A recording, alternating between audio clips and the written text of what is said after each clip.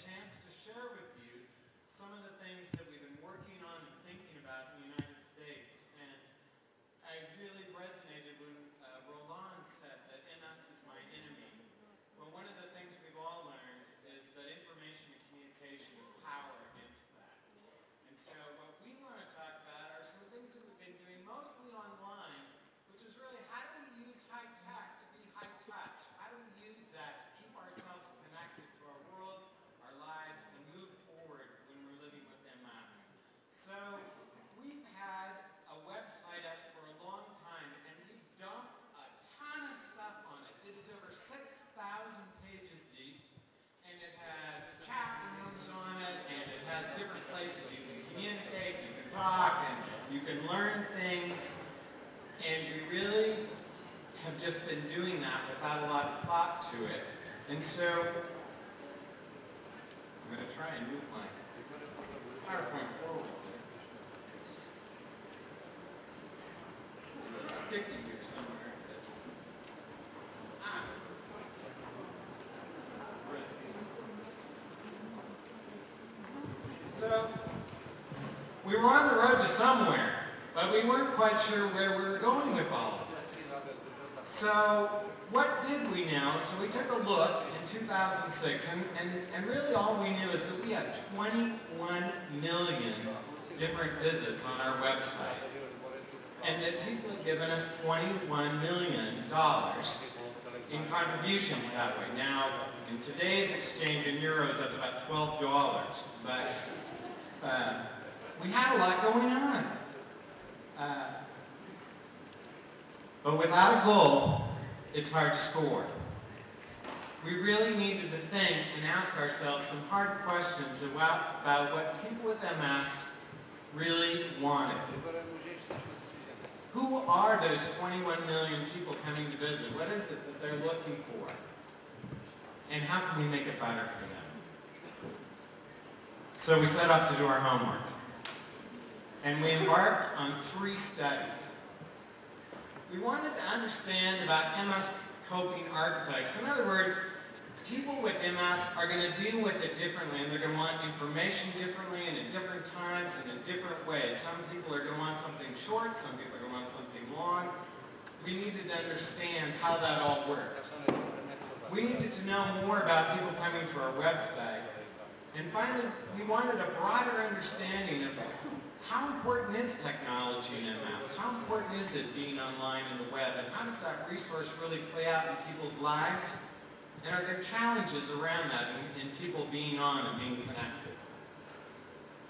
So we began with the MS coping archetypes, and I'm just going to briefly summarize. We learned that there's 7 different major coping styles when people are diagnosed with MS. And what's universal to all of them is that everybody goes through this fact-finding phase. You need to learn more. You need to know more about what this is. What are the treatments? What are the symptoms? What's the next? Everybody goes through that phase. And then they split off into different groups. And just as we are so different in humans, you find different things. Some of us are planners, and we need to plan for every possible scenario that may happen. And some people need to do that with their MS. And other people need to read every piece of information that's available, every piece of research, everything there's about treatment. They just need to learn and learn and learn, and they print things up, and they order books, and they do all those things. And there's others who want none of that. I know it, and I'm just going to move on. And then there's some independents. And what they're really looking for is things like, how do I stay well? Is yoga any good for me? What should I be eating? They're really looking for things that are really about independence in their lives. So who are those 21 million people, those 20 million visitors coming to our site? Well, not surprisingly, over half of them were people with MS, and about a quarter of them with their family and friends. But what really surprised us is 17% of all those visitors were somewhere in pre-diagnosis phase. People who are looking for understanding something that they think they might have, or they might have had an episode, or they may have gone to the neurologist once, they may be waiting for the results from an MRI, but that really surprised us. And quite frankly, we didn't have any content for those people that was specifically written for them. The ages were 25 to 54 were 76%, and it's 78% women coming to that site seeking information. For about 46%, or about half, it was their first visit to our site.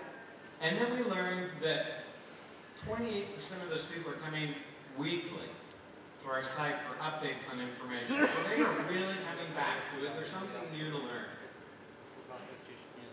And this is what they said was very important. So here was a scale of 1 to 5, and we said, tell us the 5s. Tell us the things that are really important to you to find on our website. And what they told us is research and breaking news on MS. Tell us that first and foremost, 77%. Treatments and MS facts, the basic facts about MS. And how do I make treatment selections? 76%. Expert advice, what did they mean? People wanted really specific questions answered by experts about MS. So they wanted to be able to see something and an answer by a leading authority about a question they had about their MS that others might have as well. 67%. And network and connecting. So chat rooms and meeting other people and telling your story, things like that. 35%. So that was very important. We wanted to know where else they were going. So where else did they seek MS information? So 61% to find out about MS were also going to other sites. So they're going to things like WebMD and Medline, which are big medical sites that are very popular in the United States. 35% were going to pharmaceutical sites to find out about treatment options. And then general reference sites, so Wikipedia, About.com, Yahoo, 24%. So a lot of people looking a lot of places for MS information. And finally, we wanted to understand about technology in MS, and so we really went to people who we thought knew something about that, and that was Microsoft.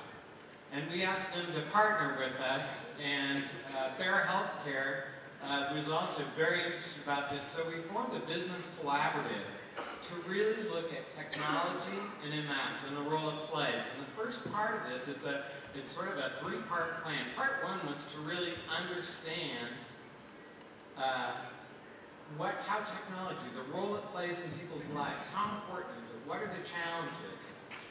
2 was then to build a response to that. So now we know something, what are we going to do about it? And 3 is to put that plan in action. So today I'm going to share with you a little bit here of more of what we learned. So people with MS are really smart and they're really tech savvy. 93% of people with MS are on the internet. 91% use cell phones, 42% have an iPod or an MP3 player, and 41% have a video game player. Now, that's in the US. What I would tell you is that is far above the national norms for any of those categories. So internet use in the US and the average population is only about 79%. So this is a really connected group of people, very informed, very intuitive about technology. And they told us that technology is critical to managing their MS. So this is where we actually said a vital role. So again, if you were to go back and say that scale, we actually used a scale of 1 to 10 this time. 10 meaning it's really important to me in how I manage my MS on a daily basis, versus a 1 is just doesn't matter to me. 48% were putting it in 9s and 10s of the role of technology. And 70% told us it's really important that I'm able to keep up with technology. So what are the new things? And how do I use the new programming, the software, and new devices that come up? Because I'm getting really good information that helps me make good decisions about my MS. So this is a really complicated chart. But let me tell you, because it's really the gist of it that you need to get. One of the things we actually did in the study is so on the far left-hand side of that, you'll see cognitive challenges, visual challenges, dexterity challenges, and speech challenges.